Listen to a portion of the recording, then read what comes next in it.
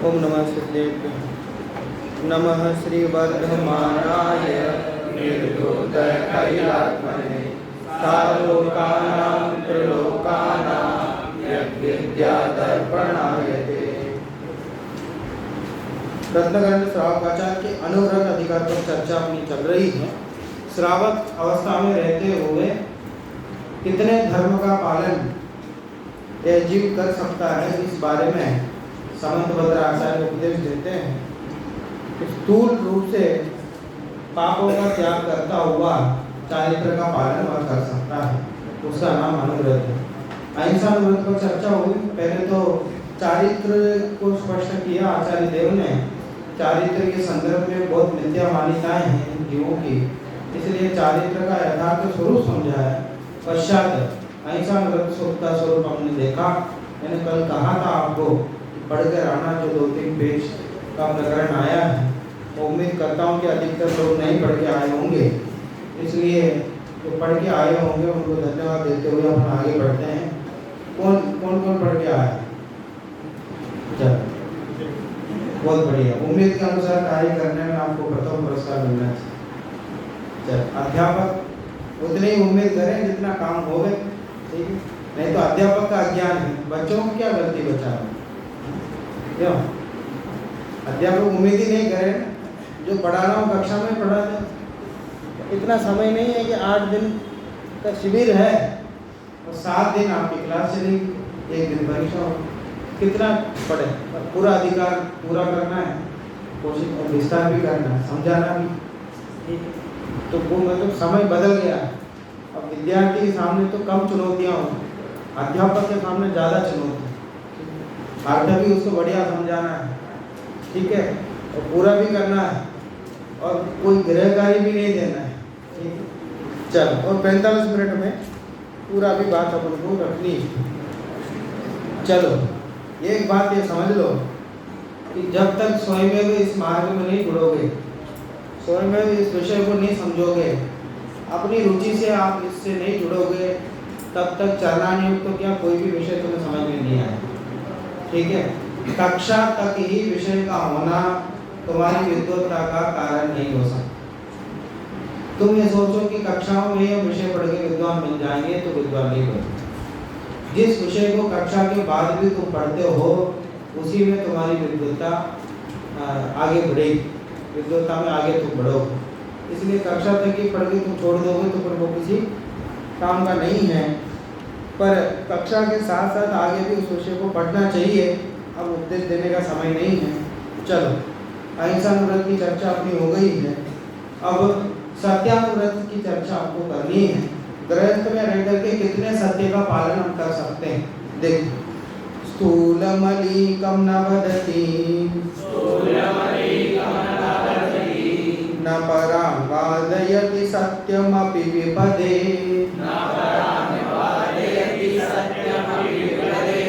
यत्तद्वदन्ति सन्तः स्थूलमृषावादवैरमणम्।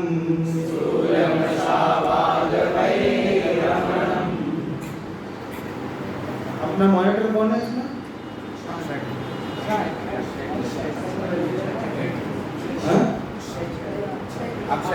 उसने किसको दी है जिम्मेदारी?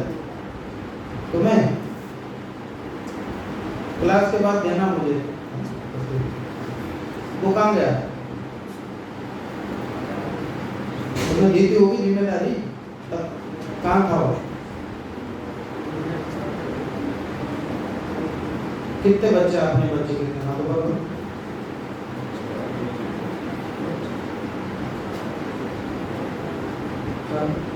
ऊपर जाता हूँ।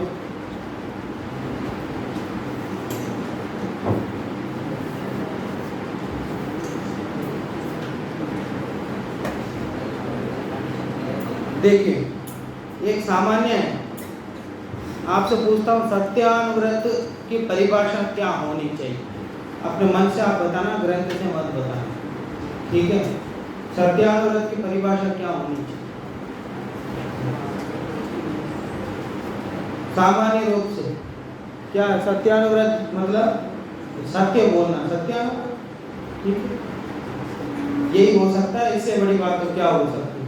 सामान्य रूप से विचार करने पर ये ख्याल में आता कि सत्य बोलने का नाम सत्यानुव्रत है। पर यहाँ क्या बात कहना चाहते हैं, स्थूलम अलीकम, अलीक माने झूठ, स्थूल झूठ का ना बदती, ना तो स्वयं बोलता है, न परान वादयति, न दूसरों से बुलवाता है। स्थूल झूठ। अब ये सूक्ष्म झूठ और स्थूल झूठ क्या है, इसमें अंतर करना है। झूठ में क्या अंतर है? अब झूठ तो झूठ है। अरे झूठ वचन, असत्य वचन, अब स्थूल और सूक्ष्म इसमें भेद ऐसा करना है, जो रोजाना प्रतिदिन जो काम में आती हैं, ऐसे चीजों के संबंध में जो सदोष वचन हम बोलते हैं, उनको तो कहते हैं सूक्ष्म झूठ। ठीक है, रोजाना जो हमारे काम में आते हैं, उन चीजों को खरीदना और उनका व्यवहार करना, रोजाना हम जिनसे बोलते हैं, अपने परिवार वालों से, उनसे बोलना, उनसे लेन देन करना, इनमें जो वचन व्यवहार होता है वो तो सूक्ष्म झूठ। ठीक है, आप सही बोल रहे हो तो भी वो झूठ, क्योंकि कषाय सहित बोला गया वचन ही झूठ। असत्य की परिभाषा ये बताई गई है, कषाय सहित बोला गया वचन ही असत्य है। तो घर गृहस्थी में जो रोजाना जरूरी कामों में जो बोलना है हमारा, वो तो हो गया सूक्ष्म झूठ। और उसके अलावा जो अनावश्यक हम झूठ बोलते हैं, जिन्हें नहीं बोले तो कुछ काम रुकने वाला नहीं है, ठीक है, उन झूठों को कहते हैं स्थूल झूठ। स्थूल झूठ का त्याग करना, और ना तो स्वयं बोलना है, ना दूसरों से बुलवाना है। स्थूल मलिकम ना वदति ना पराम वादयति, ना तो स्वयं बोलता ना दूसरों से बुलवाता, दोनों बातें हैं। अब तीसरी बात जो है, इसको पढ़ करके मतलब सत्य को समझने की आवश्यकता है। सत्य को तो हम ऐसा समझते हैं कि जैसा देखा जाना वैसे बोल दिया तो सच हो गया, हमें ऐसा लगता है। ठीक है, अरे जैसा देखा जैसा जाना वैसे बोल दिया तो सच हो गया। अब मान लीजिए दो लोगों की आपस में लड़ाई हो रही है, एक दूसरे के खून के प्यासे हो रहे हैं। एक व्यक्ति हाथ में तलवार लेके दूसरों को मारने के लिए दौड़ पड़ रहा है, और पीछे वो दौड़ाते हुए आया, और आप वहाँ बैठे थे। जो व्यक्ति बचता हुआ आ रहा था तलवार वाले से, वो आपके सामने आपके घर के पीछे भाग गया और छुप गया। और पीछे से वो व्यक्ति तलवार लेके आया, पूछा कि पंडित जी आपने देखा उसको? अब आपके आंखों के सामने गया है। अगर सत्य की परिभाषाएं बनाई जाए कि जैसे देखा वैसे ही, जैसे जाना वैसे ही कह देने का नाम सत्य है, तो आप क्या कहोगे? हाँ, यही पीछे गया, छुपा हुआ है। ठीक है, अगर आप ये कहोगे तो इसके बाद क्या होगा? हैं? उसके बाद क्या होगा? जाके उसको मार देगा। ठीक है, सत्यमपि विपदे, सत्य भी अगर जिससे विपत्ति होती हो, ऐसा सत्य भी नहीं बोलना। बात समझ में आ रही ना? बात यद्यपि सत्य है, सत्य होने पर भी उसके बोलने से अगर सामने वाले को नुकसान हो रहा है, हिंसा हो रही है, बाकी अनुव्रतों में भी हिंसा ही प्रधान है, अहिंसा ही प्रधान है। ठीक है, एक जगह तो आचार्य सोमदेव सूर्य ने ऐसा लिखा है, समस्त व्रतों में अहिंसा ही प्रधान है। समस्त व्रतों का कथन अहिंसा को ध्यान में रख के ही किया गया। ठीक है, तो ऐसा सत्य भी नहीं बोलना जिससे हिंसा हो जाए, इससे जिससे लोग लड़ पड़े। ठीक है, आपस में झगड़ा हो जाए। ठीक है, एक दूसरे के खून के प्यासे हो जाए, ऐसा सत्य भी नहीं बोलना। बात तो सच है, बात सत्य होने पर भी सत्य का प्रयोग भी सही जगह करना आना चाहिए। एक तो आप देखिए, अनादिकाल से अधिकतर जो समय अपना कहाँ गया है? निगोद में गया है। ठीक है, कदाचित निगोद में से बाहर आए, एक इंद्रिय में फंस गए, ठीक है, और वापस निगोद में चल गए। तो ऐसे अनादि से बहुत सा जो समय अपना है एक इंद्रिय में ही बीत गया। कदाचित त्रस पर्याय को प्राप्त हुए, उसमें भी 2 इंद्रिय, 3 इंद्रिय, 4 इंद्रिय, पंचेंद्रिय हुए। पंचेंद्रिय में भी असंगी हुए, असंगी के बाद संगी भी हुए, संगी में भी कोई त्रियंच हो गए। तो समझ लो कदाचित वाणी तो मिली, पहले वहाँ असंगी तक तो वाणी नहीं मिली, ठीक है, और वाणी मिली तो वो भी अक्षरात्मक वाणी नहीं मिली जैसे मनुष्य को मिलती है, ठीक है, हम सबको मिली हुई है। ये वाणी का ये समझना चाहिए, बहुत बड़ा ये प्रसाद है, ये प्रकृति का प्रसाद है, ये बहुत बड़ा सौभाग्य है कि बहुत मुश्किल से वचन व्यवहार करने की प्रवृत्ति हमको मिली, ठीक है। अब इस वचन को इतना सौभाग्य से हमें मिला है, ये जो क्वालिटी हमको मिली है, ये जो उपलब्धि मिली है, वो बड़ा सौभाग्य से मिला है। अब इसका प्रयोग हमें ऐसा करना चाहिए कि जिससे हमारा आत्म कल्याण होवे, ठीक। आगे जाके भावार्थ में तो ऐसा लिखा है कि बहुत सम्मान पूर्वक वचन व्यवहार करना चाहिए।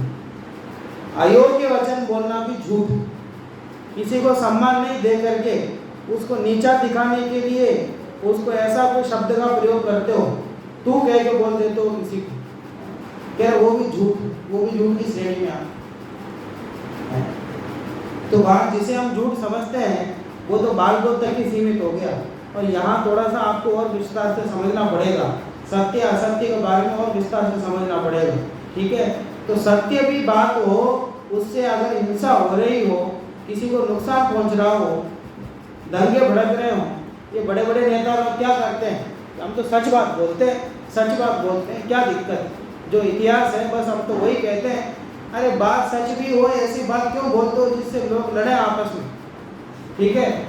तो सत्य बात है, इसका मतलब ये नहीं कि सब जगह तुम कहते रहो कि हम प्रवचन में तो जाते हैं, प्रवचन करते हैं तो सत्य बात बोले कि नहीं, अरे अगर वहाँ श्रोता वैसे हो तो वहाँ सुना, जहाँ कोई जरूरत ही नहीं हो कि वहाँ कोई सामान्य श्रोता हो, नए श्रोता हो जिन्हें अध्यात्म का ज्ञान नहीं हो, ऐसे श्रोताओं के सामने जा करके तुम कहीं की बात कहीं ले जा करके प्रस्तुत करोगे तो बात तो सत्य है, लेकिन वो मानेंगे नहीं तो वो झगड़ा का कारण हो जाए, ठीक है। इसलिए सत्य बात को भी जहाँ जरूरत हो वहीं बोलना, जिससे समझ में आए कि इससे कोई हिंसा नहीं होगी, किसी को नुकसान नहीं होगा, ऐसी बात ऐसी जगह पे सत्य बात है, ठीक है। बात समझ में आ रही ना, कि सत्य का मतलब ये नहीं कि सब जगह कहते रहो, इसको सत्यानुव्रत कहा है। सब जगह सत्य बोलना सत्यानुव्रत नहीं है, सब जगह सत्य बोलना सत्यानुव्रत नहीं है। विपत्ति को देखते हुए सत्य वचन का नहीं बोलना भी सत्यानुव्रत, ठीक है। केवल असत्य का त्याग सत्यानुव्रत नहीं है, समय समय पर योग्य स्थान पर सत्य का त्याग करना भी सत्यानुव्रत है, क्योंकि सत्यानुव्रत में भी अहिंसा प्रधान है। बात समझ में आ रही ना। चल, तो ये पहली लाइन का अर्थ है, स्थूल झूठ को ना तो वो खुद बोलता है ना दूसरों से बुलवाता है, और ऐसा सत्य भी हो जिससे दूसरों को विपत्ति आए, ना तो स्वयं बोलता है ना तो दूसरों से बुलवाता है। यद जो ऐसा करता है तद उसे संत वदंती, उसे संत कहते हैं। क्या कहते हैं संत? स्थूल मृषावाद वैरमणम, स्थूल मृषावाद, स्थूल झूठ से विरक्तपना कहते हैं, ठीक है। इसका मतलब क्या, ये नास्ति से उन्होंने कह दिया स्थूल मृषावाद वैरमणम, तो अस्थि से क्या होगा इसका? सत्यानुव्रत। क्या होगा अस्थि से? नींद तो नहीं आ रही तो बोलो, अस्थि से क्या होगा इसका? सत्यानुव्रत। स्थूल मृषावाद वैरमणम, ये नास्ति रूप से कह दिया, और अस्थि रूप से सत्यानुव्रत, ठीक है। ऐसा संत कहते हैं, संत वदंती। किसको? जो स्थूल झूठ को स्वयं बोलता है, ना तो स्वयं बोलता है ना दूसरों से बुलवाता है, और सत्य को भी विपत्ति के समय पे ना स्वयं बोलता है ना दूसरों से बुलवाता है। ये चार बातें जिनमें हो उसे सत्यानुव्रत कहते हैं, ठीक है।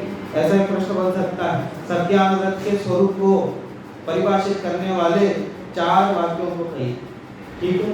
तो स्थूल झूठ को ना तो स्वयं बोलता करता है, पहली बात, ठीक है। और स्थूल झूठ को ना दूसरों से बुलवाता है। और सत्य भी हो तो विपत्ति के समय पे जिससे हिंसा हो, जिससे नुकसान हो, किसी का परिग्रह छिन जाए, किसी का धन छिन जाए, झगड़ा हो जाए, दंगा हो जाए, ऐसा सत्य वह है, ना तो स्वयं बोलता है ना दूसरों से बोलता। 4 बार, ठीक है। बोलो श्लोक।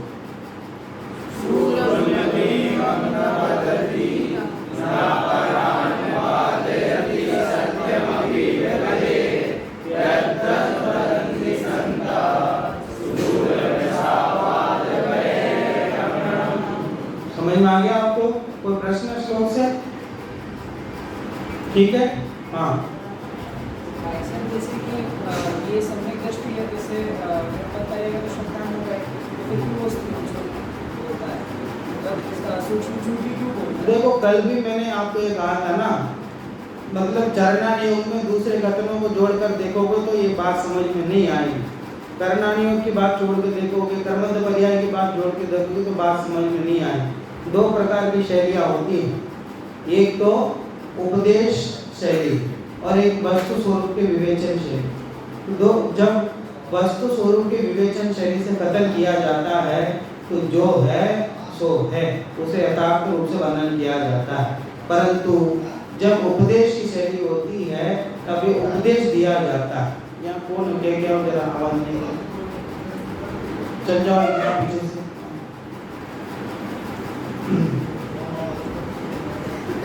तो उसे वस्तु स्वरूप के विवेचन में तो केवल जो है उसे वैसे ही कहा जाता है, उपदेश में प्रेरणा दी जाती है। 2 प्रकार की शैली। और चरणानुयोग जो है उपदेश शैली के प्रधानता से उसमें कथन किया जाता है, ठीक है। इसलिए उपदेश दिया जाता है, ऐसा करो ऐसा करो। पर इसका मतलब ये नहीं है कि सम्यक दृष्टि है वो क्या बोलते हैं, कर्मठ पर्याय को नहीं मानता है यथावत, और उसके राग द्वेष की जो प्रवृत्ति उसे बचने का जो उपाय करता वो, ठीक है। चरणानुयोग में करने रूपी शैली होती है, करना चाहिए करना चाहिए, करना, ऐसा करो वैसा करो ऐसे, ठीक है। बाकी में वस्तु स्वरूप की विवेचनात्मक शैली। प्रश्न उनका ये था कि सम्यक दृष्टि है उसे तो कर्मठ पर्याय है, वो सब जानता है, जो है सब निश्चित है, तो उसे झूठ बोलने की आवश्यकता है क्यों, ठीक है। वो स्थूल झूठ भी क्यों बोलेगा, ठीक है। और अरे यहाँ ये कहा ना कि मतलब ये रोजाने के व्यवहार में जो हम वचन बोलते हैं, ये इसको भी झूठ की श्रेणी में लिया, सूक्ष्म झूठ में लिया, ठीक है। कि मेरा मोबाइल दे देना, वहां रखा हुआ मेरा मोबाइल दो, ये सत्य है कि असत्य है? सत्य है कि असत्य है? असत्य कहोगे तो मैं पूछूंगा किसका मोबाइल है। बात समझ में आई? सत्य कहोगे तो फिर उसको त्यागने की बात क्यों? अरे ये कषाय मिश्रित है, परद्रव्यों को अपना गहरा वचन है ये, इस वजह से, पर इसके बिना काम चलेगा नहीं, ठीक है। तो इसलिए इसको तो कदाचित सत्यानुव्रत में स्थान दिया, सत्य महाव्रत में स्थान नहीं। ये मेरा घर है, ये मेरे बात समझ में आ रही ना, इसलिए उसको भी छोड़ के उठे, ठीक है। चलो अब देखो आगे, इनके 5 अतिचार कहने वाले हैं। परिवाद रहो व्याख्या, पैशून्यम कूटलेखकरणं च,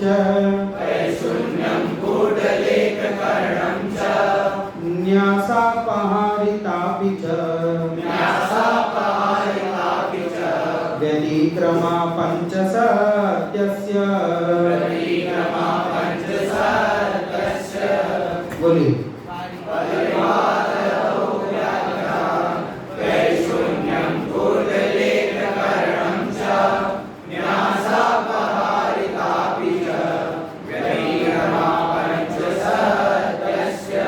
व्यतिक्रमा माने अतिचार, अतिचार शब्द के लिए व्यतिक्रमा शब्द का प्रयोग इन्होंने किया। कल यद्यपि हमने जो बताया व्यतिक्रम वो अलग है, पर ये व्यतिक्रम शब्द एक अतिचार के लिए भी प्रयोग होता है, उसका यहाँ उपयोग किया। व्यतिक्रमा 5 अतिचार हैं, किसके? सत्यस्य। सत्यस्य माने सत्यानुव्रत के, सत्यानुव्रत के 5 प्रकार के अतिचार संभावित हैं, इनसे बचना चाहिए। कि कौन कौन से? परिवाद, परिवाद माने झूठा उपदेश देना, मिथ्या उपदेश देना, ठीक है।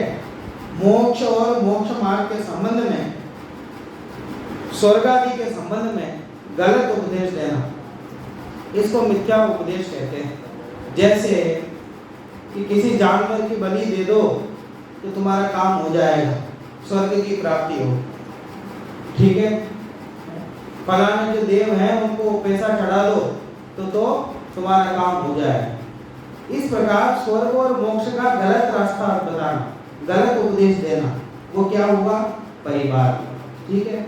और रहो व्याख्या, किसी की कोई गुप्त बात उसने आपको बताई हो तो आप उसे सब जगह बता दें, ठीक है।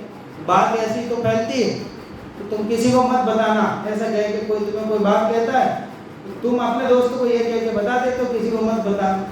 अब वो अपने दोस्त को ऐसा कह देता किसी को मत बताना, कोई बात ऐसा करके फैल जाती है, ठीक है। तो दादा उदाहरण देते हैं ना कि 100 लोगों को लाइन से बिठाओ, अब बिठा करके एक के कान में एक बात बोलो कि ये बात उसको बता दो, ठीक है, और तुम उसको बता दो।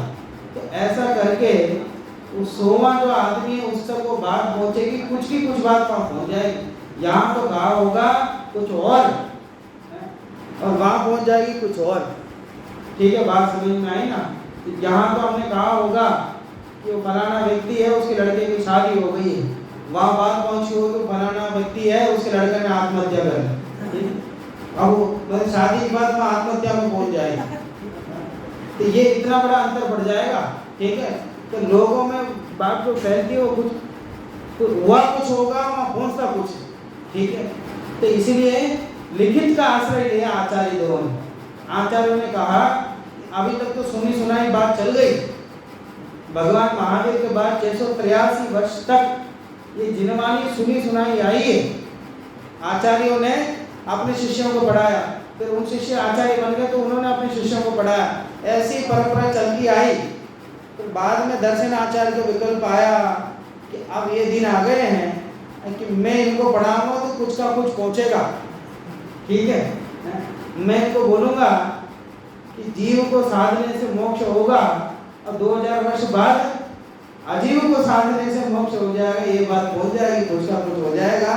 अब इस बात को लिखित में करना चाहिए, इसलिए उन्होंने लिखित में कोई परिवर्तन नहीं होता। अब 100 लोग बैठे हो, एक पर्ची में लिख के दे दिया, तुम पढ़ के बगल वाले को दे दें, ठीक है, वो पढ़ के उसके बगल वाले को दे दें। ऐसे फिर 100 व्यक्ति तक वो लिखी हुई बात तो होते वैसी की वैसी रहेगी, पर कही हुई जो बात है वह बदल जाएगी। इसलिए लिखित का आश्रय लिया। रहो व्याख्या मतलब ये है कि किसी ने कोई गुप्त बात आपको बताई या फिर आपने किसी की कोई गुप्त बात आपने देख ली और देख करके सब जगह उसको फैला दिया, ठीक। बहुत जल्दी होती है प्रचारक बनने, कोई भी बात देखते तो कुछ भी किसी को कुछ भी कह देते हैं, तो इसको रहो व्याख्या नाम का अतिचार कहते हैं। इसमें झूठ की क्या बात है साहब, झूठ का तो कोई आश्रय नहीं है। अरे झूठ का आश्रय नहीं है, फिर भी इससे अपने परिणामों वचनों का सही उपयोग नहीं होता और परिणामों में आकुलता बनी रहती है। इस वजह से सत्याव्रत के पालन करने वालों को इस प्रकार की बातों का प्रचार नहीं करना चाहिए। और पैशून्यम, पैशून्यम से तो बहुत परिचित हो। पैशून्यम माने चुगली करना, ठीक है। इसमें प्रभाचंद्र आचार्य ने इसमें ऊ की मात्रा बड़ी है ना उस श्लोक में, प्रभाचंद्र ने छोटी ली है, ठीक है। अतिचार में इस अर्थ में तो छोटी लिया उन्होंने, श्लोक में बड़ी लिया है। अच्छा, तो ये ग्रंथ किसका है? इसमें बड़ी, ये बाद का संस्करण होगा फिर मेरे ख्याल से। बड़ी है ग्रंथ में, या तो छोटी है। प्रभाचंद्र आचार्य ने जो टीका लिखी है उसमें छोटी ली है उन्होंने, उसमें भी छोटी है। मेरे ख्याल से छोटी मात्रा ही आनी चाहिए पैशून्य। देखना एक बार पता, देखो पैशून्य माने चुगली करना, ठीक है। किसी की बात को, किसी की कमजोरी को कि उसे किसी ऐसे व्यक्ति को जाके बता देना कि जिससे उसको कुछ खतरा हो जाए, ठीक है, तो उसको चुगली बोलते हैं, ठीक है। अब ये तो मतलब विद्यालय जैसे परिवार में रहने वाले लोग हैं, इससे तो काफ़ी भली भांति परिचित हो, ठीक। चलो अब अगला कूटलेखकरणम। कूटलेखकरण माने ये है कुछ का कुछ लिख देना, ठीक है। तो ऐसे उस व्यक्ति ने फलाना काम उसने किया नहीं, पर लिख देना कि उसने ऐसा काम किया, ठीक है। कागज में लिखा हुआ प्रमाण माना जाता है ना, तो ये लिखा हुआ काम भी ऐसा होता है। कोई कोई तो ऐसा होता है कि मान लीजिए जैसे क्या बोलते हैं वो प्रमाण पत्र वगैरह बनता है ना, विकलांग प्रमाण पत्र बनता है, तो कोई कोई ऐसा होता है पैसा दे देते हैं। अब वो विकलांग तो होते नहीं, पैर में थोड़ी सी चोट आई होती है, वो विकलांग बना कर उनको लिखित में दे देते हैं, और उनको कुछ पैसा दे दिया तो वो लिखित में दे देते हैं। ऐसे अधिकारी लोग होते हैं ना जो पैसा लेकर के कुछ का कुछ लिखित कर देते हैं, ठीक है। कि आरटीओ वगैरह जो काम करने वाले होते हैं गाड़ियों के, अब वो गाड़ी मान लो वो चलाने लायक नहीं है, फिर भी पैसा ले लेते हैं और तो गाड़ी की कंडीशन सही है ऐसा लिख के दे देते हैं। ऐसे कई ऐसा उदाहरण देखने में आते हैं। लिखने में जो गलत करते हैं उसको बोलते हैं कूटलेखकरण, ठीक है। और ये नगर निगम वाले आते हैं और आकर के भाई जो नियम के अनुसार ये बिल्डिंग बने होना चाहिए वैसा नहीं होता है, फिर भी वो पैसा दे देते हैं, पैसा लेकर के आप नियम के अनुसार ऐसा लिख के दे देते हैं, ठीक है। तो ऐसे झूठ लिख के दे देना उसका नाम क्या है? कूटलेखकरण, ठीक है। अगला न्यासापहारितापि। न्यासापहारित नाम का अधिचार है, इसमें किसी व्यक्ति ने कोई वस्तु आपको दी, ठीक है, और बाद में आके उसने उस वस्तु को मांगी और वो तो भूल गया जिसने दी थी। कि किसी व्यक्ति ने आपको 10,000 रुपये दिए, ठीक है, और साल भर हो गया, और बाद में जब आया यार मैंने कुछ पैसे दिए थे तुम्हें तो वापस दे दो, कितने? अब मैं तो भूल गया, अब तुम ही दे दो जो देना हो तुम्हें, ठीक है। अब हाँ 5,000 दिए थे, याद आया, लो रख, ठीक है। या फिर उसने कहा कि मुझे ऐसा लग रहा है मैंने 5,000 दिए, वापस दे दो। हाँ हाँ सही बोल रहे हो, 5,000 ही दिया, ले जाओ, ठीक है। मतलब जितना उसने दिया उससे कम देना उसको, और सामने वाले बोले तो हाँ तुम सही बोल रहे हो, कम ही दिया था, ऐसा कह करके उसको उतना ही दे देना, उसका नाम, अरे ये तो उसमें आ गया चोर प्रयोग, ठीक है। और न्यासा परिहार में यही है ना बात, वही है, हाँ सही, ठीक। मतलब संख्या कम कर देना, ठीक है, संख्या कम करके उसको वचन बोल देना, उसका नाम न्यासापहारी, ठीक है। कम कर देना, संख्या कम कर देना, ठीक है। समझ में आ गया आपको पांचवा अधिचार? बोलो एक बार, एक साथ बोलो, एक साथ।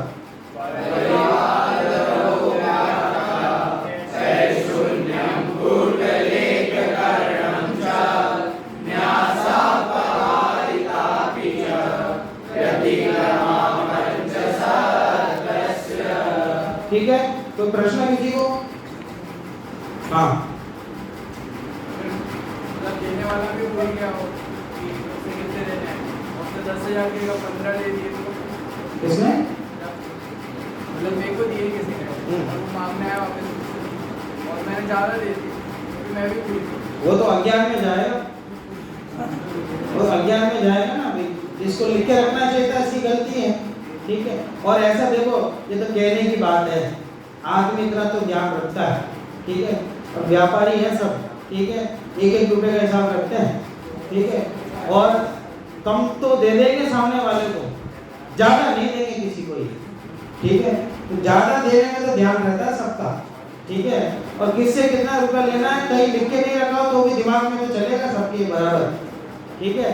तो इसलिए उससे इतना पैसा लेना सब बराबर याद रहता है, ठीक है। तो कदाचित अगर ज़्यादा दे रहा हो तो वो उसका अज्ञान है, पर वो सत्यानुव्रत के अधिचार में नहीं आए, ठीक। चलो, और ठीक है, दोनों आपको समझ में आ गया? सत्यानुव्रत बोलो, श्लोक का स्वरूप और अधिचार दोनों एक साथ बोलो, आगे समझते हुए। स्थूल, हाँ,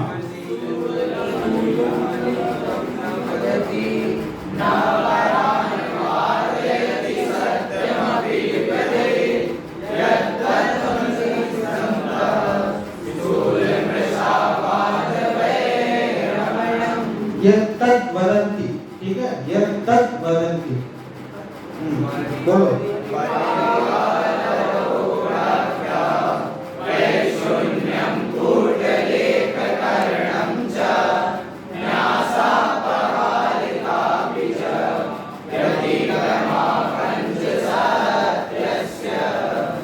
देखो इसके बाद सत्य वचन के संबंध में बहुत अच्छा इन्होंने एक प्रकरण लिखा है सदाशिवदास जी ने।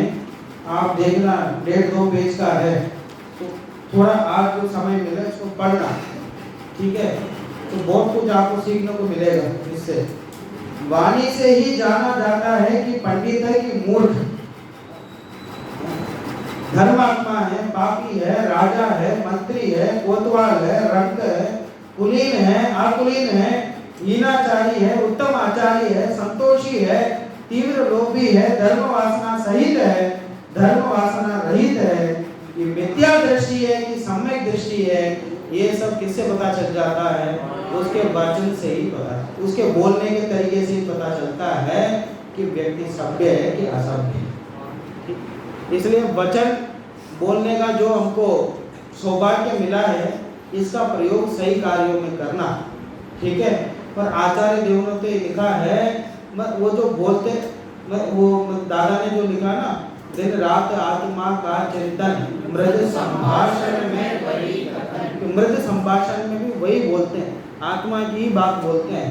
इसलिए हमें भी चाहिए कि वचन मिला है तो वचनों का प्रयोग सही करें, किसी को नीचा नहीं दिखाएं, और गाली रूप वचन बोलना, किसी को नीचे दिखाना, अयोग्य वचन बोलना, हास्य मिश्रित वचन बोलना, मजाक के वचन बोलना, ये सब असत्य में जाता है। कषाय के वशीभूत होकर के वचन बोलना, ये सब असत्य में जाता है, ठीक है? इसलिए हमें क्या कमी है, दिक्कत क्या है? एक जगह तो ऐसा लिखा कि वाणी से ही तिर्यंच और मनुष्य का अंतर है। 2 कान, 2 आंख, मुंह, हाथ पैर, पेट और पेट भरने की कला, ये तिर्यंच और मनुष्य में बराबर, ठीक है? बाकी भी सब क्रियाएं देख लो आप, तिर्यंच में और आप में अंतर क्या है? आप माने हम में भी, तिर्यंच और हम में अंतर क्या है? एकमात्र यही अंतर है कि वो बोलते नहीं और हम बोलते हैं, अक्षर ज्ञान का ही अंतर है और कुछ नहीं। अगर अक्षर ज्ञान और वचनों का प्रयोग हम सही नहीं करें तो समझ लेना तिर्यंच और हम में अंतर, ठीक है? इसलिए वचनों का प्रयोग बहुत सोच समझ करके, ठीक है? जितना बोले, वचनों को आभूषण कहा, क्या आभूषण कहा? आभूषण माने मतलब वचनों से पता चल जाता है कि वो व्यक्ति कितना सुंदर है, वो उसका व्यक्तित्व कितना सुंदर है। इसलिए वचनों के प्रयोग में बहुत सावधानी रखना। ये सत्याग्रह संबंध में ये प्रेरणा इन्होंने ये 1.5 पेज में दी है, इसको पढ़ना समय मिले, ठीक? अब चलो आगे बढ़ते चोरी, ठीक है? इसमें चौर्यामृत में क्या कह रहे हैं देखो, निहितम वा पतितम वा, सुविस्मृतम वा परस्वमविसृष्टम, न हरति यन्न च दत्ते, तदग्रशचौर्यादुपारमणम्।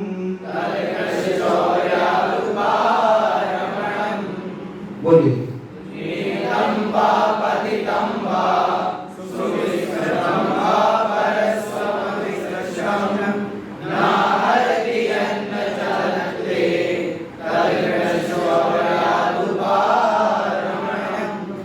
देखिए यत, यत मिल गया आपको, यन्न है ना, तो यत और ना, यत माने जो व्यक्ति निहितम, कि निहितम माने रखा हुआ, पतितम माने गिरा हुआ, पड़ा हुआ, सुविस्मृतम माने भूल गया, और सु लगाया, अच्छी तरह से भूल गया, सुविस्मृतम कि बिल्कुल भूल गया, ठीक है? बिल्कुल याद नहीं हो उसको, कोई चीज किसी छोड़ दी, अभी तो मोबाइल यहाँ छोड़ के चला गया टेबल में, अब थोड़ी देर मतलब वहाँ चला जाऊंगा, फिर बाद में याद आएगा कि नहीं वहाँ क्लास ले रहा था, हो सकता वहाँ मैंने छोड़ दिया हो, तो अभी पूरी तरह से भूला नहीं। तो ऐसी कोई चीज हो या सालों से पड़ी हुई और कोई उसका स्वामी नहीं, तो वो सुविस्मृतम के श्रेणी में आए, ठीक है? बात समझ में आ रही है? तो निहितम वा पतितम वा सुविस्मृतम वा, और अविसृष्टम परस्वम अविसृष्टम, अविसृष्टम माने नहीं दिया हुआ। ठीक है, ये चार चीजें कौन कौन सी? माने रखा हुआ, पड़ा हुआ, भूला हुआ और नहीं दिया हुआ। ऐसा कोई सामान हो, ऐसी कोई सामग्री हो, ऐसी कोई चीज हो, किसकी? परस्वम, दूसरों की, जो अपनी नहीं हो। अपनी चीज पड़ी हुई हो तो उठा लो, कहीं कोई दिक्कत, अपनी चीज भूल गए हो अपन उठा लो, कोई दिक्कत नहीं। ठीक है, परस्वम, दूसरों की कोई ऐसी चीज हो जो गिरी हुई हो, पड़ी हुई हो, रखी हुई हो, भूली गई हो और नहीं दी गई हो, ऐसी चीजों को ना हरती, यत, जो ना हरती नहीं लेता है, उसको ग्रहण नहीं करता है। और च, और ना दत्ते, ना लेकर के किसी को दे देता है, ना तो स्वयं लेता है, ना तो लेकर के किसी को दे देता है। उसका नाम तत्, उसका नाम तत्, तत् माने वह है आकृष, आकृष चौर्यात् उपारमणम। कृष माने होता है सूक्ष्म, तो आकृष का क्या अर्थ होगा? स्थूल, स्थूल चौर्यात् उपारमणम, स्थूल चोरी से विरक्त होना। ठीक है, माने आचौर्यानुव्रत। ठीक है, बात समझ में आई? उसको आचौर्यानुव्रत कहते हैं। तद आकृष चौर्यात् उपारमणम। ठीक है, आकृष जो चोरी है, स्थूल चोरी है, उससे रहित बना कहते हैं, विरक्त बना कहते हैं, आचौर्यानुव्रत कहते हैं। बोलिए इसको।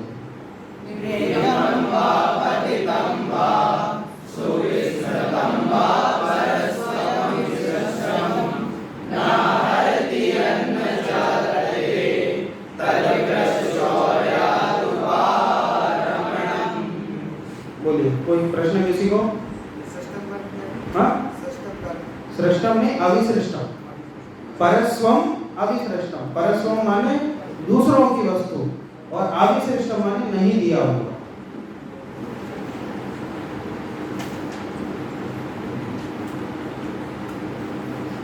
और कोई प्रश्न किसी को? ठीक है, ये गाथा आई है नीचे कार्तिक अनुप्रेक्षा की, वो भी पढ़ने लायक है। सामान्य अर्थ बस देख लेते हैं उसको। बोल, जो बहुमूल्यम वक्तुम, जो बहुमूल्यम वक्तुम अपमूल्येन नैगृह्णेति, अपमूल्येन नैगृह्णेति विसर्यम्पि न गृह्णति, विसर्यम्पि न गृह्णति लाये तो ये विदुषेधि, लाये तो ये विदुषेधि। पढ़ो उसका अर्थ। कौन पढ़ेगा? मैं किसके बात पढ़ो। जिसके स्थूल चोरी का त्याग होता है, वह बहुत मूल्य की वस्तु अल्प मूल्य में ग्रहण नहीं करता।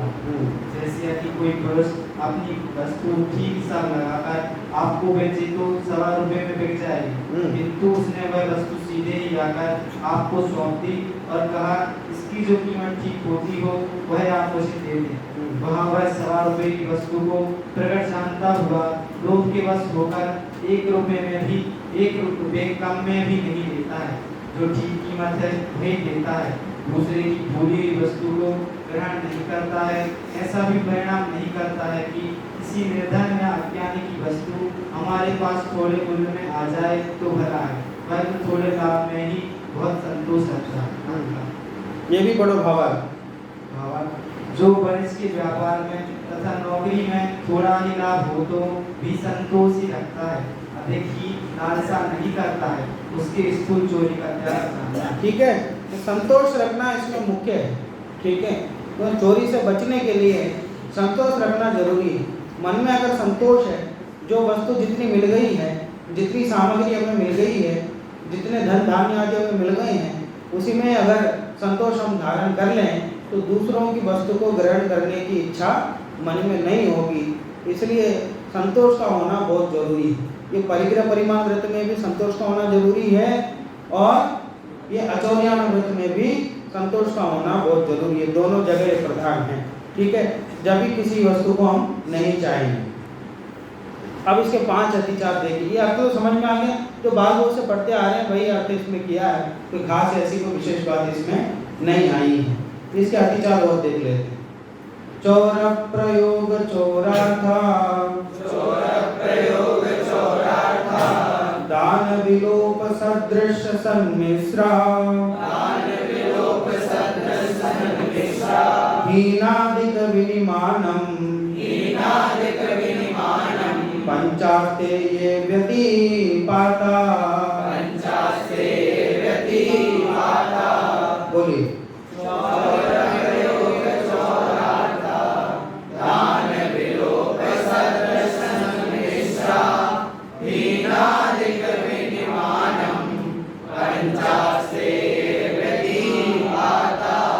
वैसे समझ में तो आ रहा है ना आपको? आप लोगों की मुख मुद्रा देख के मुझे लग नहीं रहा कि आपको समझ में आ रहा है। कुछ और उसको सरल करो, कोई यार कुछ गीत कहानियां जोड़ो बीच में, दोपहर की कक्षा है तो क्या कुछ जो समस्या आ रही है तो बताओ, क्योंकि मुझे ऐसा लग नहीं रहा कि विषय आपको समझ में आ रहा है। बहुत मतलब एकदम नैतिक विषय है। उपदेश की शैली में चरणानियों का तो बहुत सरल विषय रहता है, इसमें कोई ज़्यादा माथा मारना जैसा काम इसमें नहीं रहता है, फिर भी इसमें ऐसा मुझे लग नहीं रहा। अगर वास्तव में समझ में आ रहा है थोड़ी प्रसन्नता दिखाओ चेहरे में, तो मतलब सामने वाले को लगे कि विषय समझ में आ रहा है। और ऐसे ही बैठे रहोगे तो प्रश्न पूछते हैं तो फिर आप बताते नहीं, आपको बोलते कोई प्रश्न करने के तो भी नहीं करते हो, तो फिर अध्यापक को इस बात का क्या विश्वास कैसे होगा कि मतलब वो आपको विषय समझ में आ रहा है। ठीक है, शिविर की कक्षा इसका मतलब थोड़ी है वो जो अपनी रेगुलर कक्षा है अब उससे कुछ उल्टा हो, तो प्रश्न करना तो आना चाहिए इसमें। चल, तो 5 प्रकार के अतिचार उन्होंने कहे हैं। चल, ये इसमें ज़्यादा चर्चा नहीं, 2-3 मिनट में हम पूरी कर लेंगे इसको। चौर प्रयोग, तो खुद तो चोरी नहीं करता है और क्या करता है, दूसरों को सिखाता है। भैया तुम ट्रेन में जाना, टिकट लेने की कोई जरूरत नहीं है, तुम तो जाके बाथरूम में बैठ जाओ शांति से। ठीक है, तो खुद तो कर नहीं रहा और दूसरों को बता रहा है, तो खुद तो चोरी नहीं कर रहा, दूसरों को बताओ, अधिचार हो जाएगा। ठीक है, तो प्लेटफॉर्म टिकट क्यों लेते हो, तुम तो चले जाओ ऐसे ही, तो पीछे से एक रास्ता निकलता है वहां से निकल आना शांति से, कोई नहीं रोकेगा तुम। ठीक है, तो भैया ऐसा उपदेश क्यों देते हो किसी को? अगर बनना तो गोपाल दास जी बढ़िया जैसे बनो। वो अपने बच्चों को लेके गए तो पता चला कि भैया इसकी उम्र हो गई है, मतलब 5 साल से ज़्यादा का हो गया है। हमने तो इसकी टिकट, आधा टिकट हमने लिया था इसका। ठीक है, हम ये सोच करके कि 5 साल से छोटा है, और वहाँ जाके उनको पता चला तो मुंबई ट्रेन वहाँ उतरे और उतर करके सबसे पहले स्टेशन में गए कि साहब ये टिकट दे दो। कहाँ से कहाँ के लिए? मुंबई तक के लिए। मुंबई में तो आ गए हो? बोले नहीं, वो ऐसा बच्चा है, वो साथ में हम लेके आए उसको। अब पहले आधा टिकट ले लिया था, बाद में ख्याल में आया कि भाई इसका तो जन्मदिन है, तो ये पूरा उसका उम्र हो गया, तो फिर उसके बाद आधी टिकट उन्होंने उतरने के बाद ले बोल। और हमें तो अगर बिना टिकट के हम चले गए और किसी ने पकड़ा नहीं, टीटी ने नहीं पकड़ा, किसी ने चेकिंग नहीं की, तो ऐसा लगता आत्मानुभव हो गया उतरने के बाद। बहुत सुख नजर आता उसको। अब बताओ अभिप्राय में क्या है हमारे, ये तो बताओ। ठीक है, और 2 लोग साथ देने वाले और मिल जाते, अरे कुछ नहीं होता, चलो तो सही, ये और हो जाता है। ठीक है, तो ये अतिचार की श्रेणी में जाता है और बुरा फल लगता है। ठीक है, तो खुद नहीं कर रहे हो, दूसरों को उपदेश दे रहे हो, बुरा फल उसका लगता है। चौरार्थ दान, खुद तो आप चोरी नहीं कर रहे हो, किसी को प्रयोग विधि बता रहे हो, तो वो चोरा प्रयोग हो गया। और दूसरा, वो चोरी करके लेके आया, उस वस्तु को आपने ले लिया, तो वो चौरार्थ दान हो गया। और विलोप, विलोप माने राज्य के विरुद्ध काम करना। जैसे किसी राज्य में भाई इस वस्तु को बेचना यहाँ अपराध, ऐसा है, मतलब किसी राज्य में नियम है, तो उस वस्तु को दूसरे राज्य से लेके आए, यहाँ ज्यादा मूल्य में आपने उसको बेच दिया, तो फिर वो विलोप हो गया। ठीक है, और सदृश सन्मिश्र, समान दिखने वाली 2 चीजों को, समान रंग वाली 2 चीजों को उच्च मूल्य वाले में तो कम मूल्य वाली चीज है उसको मिला करके उसको बेचना। जैसे घी में तेल मिला देना, ठीक है, नहीं तो वो क्या, वो घी में वो डालडा मिला देते हैं, ऐसा ऐसा जो काम करते हैं ना, उसको सदृश सन्मिश्र कहते हैं। और हीनाधिक विनिमानम, विनिमान और मानोन्मान ये दोनों एक ही शब्द है, ठीक है। मान माने जिन चीजों से तोलते हैं उनको बोलते हैं मान। जैसे तराजू है, ऐसी चीजें ना जिसमें से तोलते वस्तु को, उसको मान बोलते हैं। और उन्मान किसको कहते हैं? जिन चीजों से नापते हैं, ठीक है, उसको बोलते हैं उन्मान, ठीक है। तो लेने के लिए तो कम मान रखना, ठीक है, नहीं लेने के लिए ज्यादा मान रखना और देने के लिए कम मान रखना।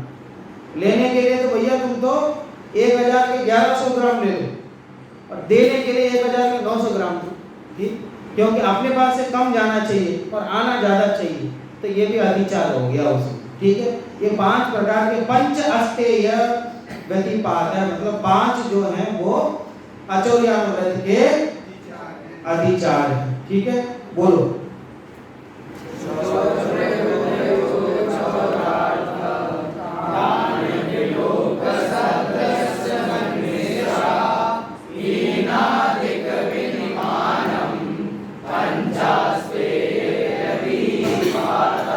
वो प्रश्न किसी को समझ में आ गया आपको? 5 अधिचार बोलो फटाफट। हीनादि विनिमान यही है, लेन देन जो करते हैं ना, अपन दुकान में बैठे हैं लेन देन करते हैं, तो लेने के लिए ज्यादा मान रखना, तो तोलने की जो चीजें हैं बाट आदि उसको वो ज्यादा रखना, उससे कि चीज ज्यादा आ जाए हमारे पास, ऐसे रखना उनको बाट आदि को, और देने के लिए कम करके रखना, उसको बोलते हैं। और ठीक है, चलिए।